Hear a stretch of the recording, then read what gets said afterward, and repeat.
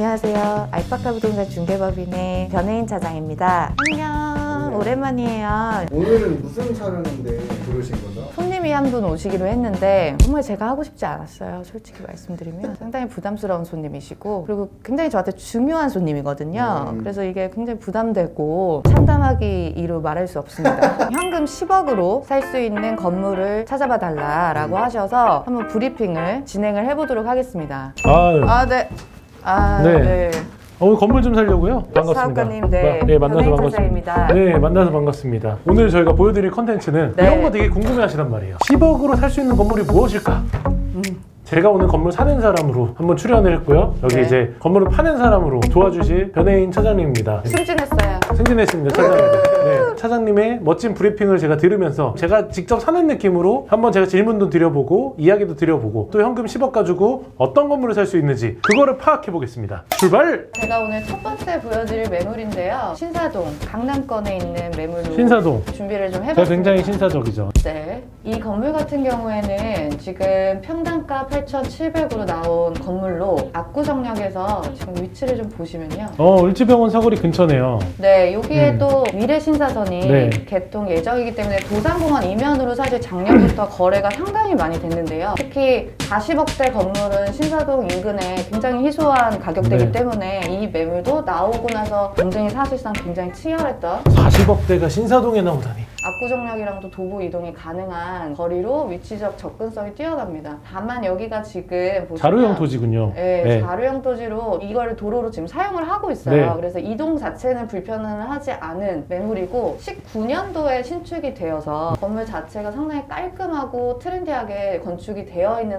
상태고 현재 통임대로 임대가 들어맞춰져 있어요. 그래서 관리하시기도 수월하고 수익률 3% 나오는 거기 때문에 이거는 40억대에서 충분히 들어가실 만한 건물이 아닌가. 내가 현금으로 이걸 10억으로 살 수 있나요? 네. 대출이 얼마 나오죠? 33억까지는 신용까지 다 포함해서 네. 현금 10억으로 충분히 들어가실 수 있는 매물입니다. 여기서 잠깐! 여기서 제가 현금 10억으로 이 건물을 과연 사야 될까요? 현금 10억 정도 수준으로 올 근생 건물의 대출 맥스로 받아가지고 한 40억대 정도 건물을 매입할 수 있는데 이게 좀 모범적인 사례인 것 같아요. 한 번쯤은 검토해볼 만하지 않나라고 생각을 하는데 장점과 단점이 명확하게 있을 거거든요. 장점은 첫 번째, 강남권 건물. 두 번째, 안정적인 3%대 수익이 가능하다는 점. 세 번째, 통임대로 굉장히 관리가 쉽다는 점. 그리고 마지막으로 네 번째는 신축 건물이라는 점이 이 매물의 장점입니다. 네, 단점은 통임대라고 하는데 이 임차인이 나갈 경우 임대의 불안성이 있습니다. 그리고 두 번째, 지나치게 비싼 평당가가 있습니다. 왜냐하면 자루형 토지이기 때문에 감당하기 좀 힘들 수 있는 평당가라고 할 수 있죠. 단점 세 번째, 신축 건물인데 엘리베이터가 없어요. 한마디로 좀 어설프게 지었다는 거죠.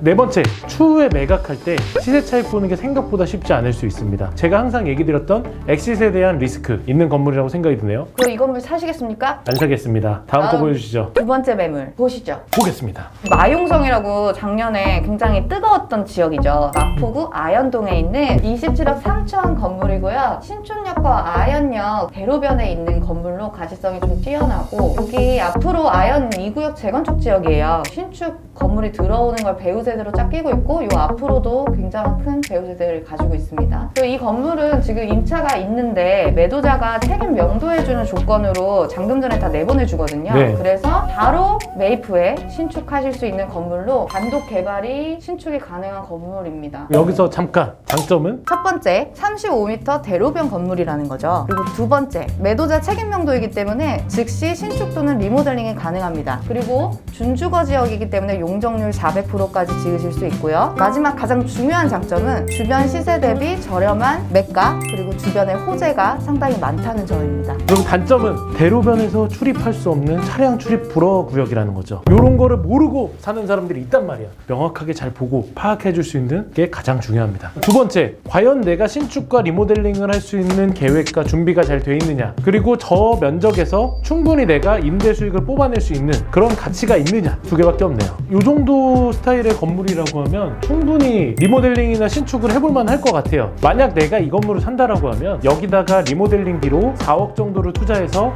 건물을 새 건물로 깔끔하게 꾸미고요. 주변에 배우 세대가 많기 때문에 학원이나 근린생활시설로 안정적으로 임대를 꾸며서 한 40억 정도로 재매각을 할 수 있지 않을까라고 생각이 드는 건물인데 이런 식으로 투자하기에는 너무 좋을 것 같다는 생각은 듭니다. 다음 매물 보시죠. 그럼 안 더 보고 사십니까? 싶습니다. 고민 좀 해보겠습니다. 보류. 잠시 내려가 계세요. 사업가님 이름도 대박입니다. 대박 빌딩 하나 소개시켜드리겠습니다. 대박이군. 왜라 대박이야. 손님 네, 내보내! 사업가님이 좋아하시는 강남권 역삼동이고 요거 한번 보세요. 지금 평당가가 5천이 안 되는 오, 이렇게 싼 금액이 22억 원으로 나온 급매물로 나온 건물이고요. 특히 도로 6m, 4m 코너 건물로 네. 위치 한번 보실게요. 이거 상당히 A급입니다. 이 건물은 지금 강남역 상권 안쪽에 있는 건물로 주택가였는데 최근에 리모델링해서 근생 건물이 많이 들어서고 있는 지역이에요. 그렇군요. 지금 현재 주택으로 되어 있는데 자 여기서 궁금하신 점 있으실 것 같아요. 주택은 요즘에 대출이 안 나오거든요. 그럼 내가 현금으로 이걸 어떻게 사죠? 매도자가 명도를 해주잖아요. 네. 그리고 나서 잔금 전에 얘를 근생으로 용도 변경을 합니다. 용도 변경이 하면 근린생활로 바뀌기 때문에 대출이 나오죠. 네. 여기서 하나 팁!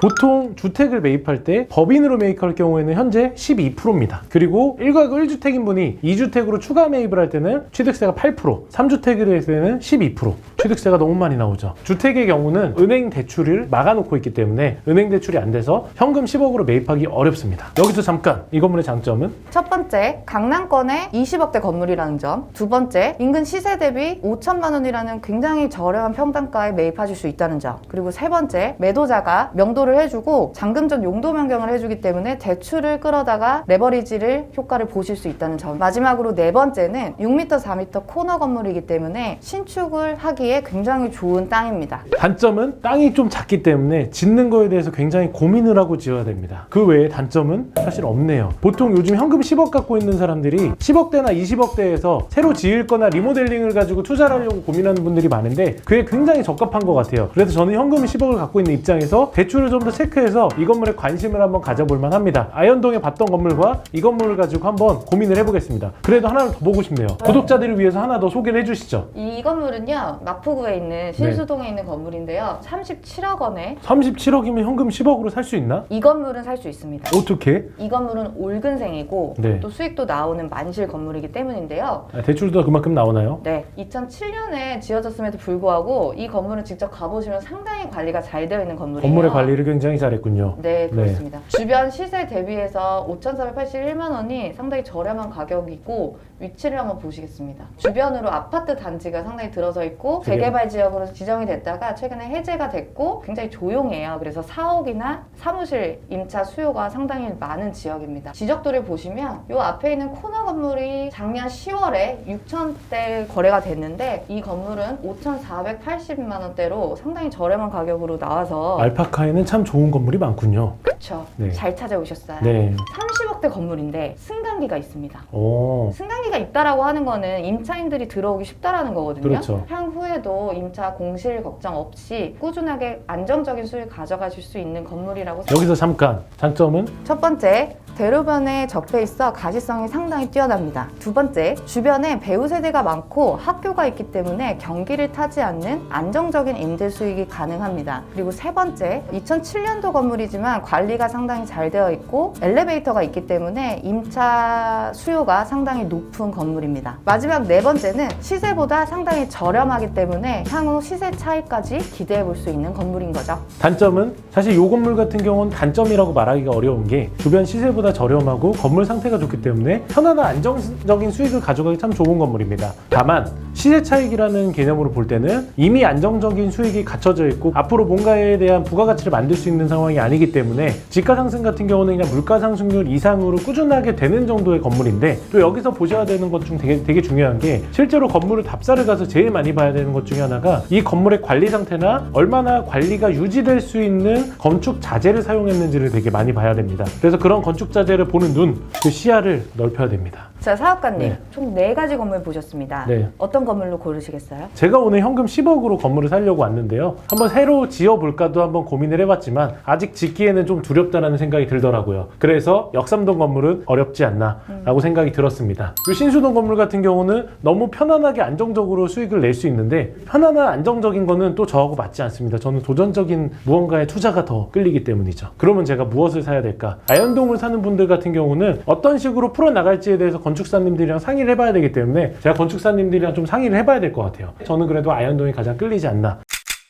보통 건물을 사기 전에 저희가 체크를 해야 되는 여러 가지 사항이 있습니다. 첫 번째는 토지 이용 계획이라고 해서 이 건물이 어떤 식으로 변화가 될 수 있을지, 예를 들어서 정비구역이나 재정비 촉진지구로 돼서 내 건물이 밀릴 수도 있는 상황이니 그것도 체크를 해봐야 되고요. 그리고 지구단위 계획이나 이런 것 때문에 내가 단독으로 개발할 수 있을지 이런 것도 체크를 해봐야 됩니다. 두 번째, 보통 부동산을 투자를 할 때는 대부분 은행 돈으로 투자를 하게 됩니다. 레버리지를 안 쓰는 분들도 있겠지만 90% 이상의 분들이 레버리지를 이용해서 살고 그다음 50% 이상의 대출을 받습니다. 결국 은행 거라는 거죠. 즉 은행에서도 이 부동산에 대해서 평가하는 평가 금액들이 있을 텐데요. 평가 금액에 대해서도 잘 봐야 됩니다. 지역마다 뭐 주변 시세나 상황에 따라 다르겠지만 은행에서 평가해주는 금액을 가지고 내가 살려는 금액과 어느 정도 비교를 해보는 것도 충분히 좋은 선택이 될 수 있고, 최근에는 은행 감정가들이 실거래가를 많이 반영하기 때문에 은행 감정가 대비해가지고 이 건물에 대한 가치를 한 번쯤 판단해보면 괜찮은 투자가 되지 않을까 생각이 듭니다. 세 번째, 건축을 할 건물 같은 경우는 건축에 관련된 거에 대해서 노하우가 있는 분들하고 상의들을 많이 해봐야 됩니다. 건축사들과 여러 가지 코멘트와 얘기들을 많이 하고 친해져야 결국에는 내가 부동산 투자에서 메리트를